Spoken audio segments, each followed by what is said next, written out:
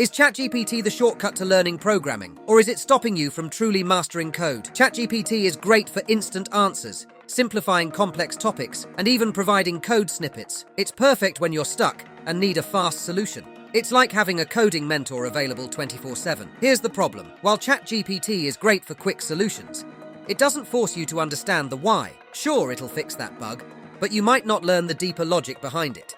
And that can hurt in the long run. The more you rely on ChatGPT, the more you miss out on problem solving. You might stop thinking for yourself, which is dangerous.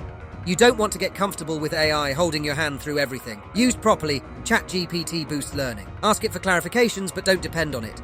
It's a tool, not a tutor. Use it to supplement what you're learning, not replace it. So, should you use ChatGPT to learn programming? Yes, but balance is everything.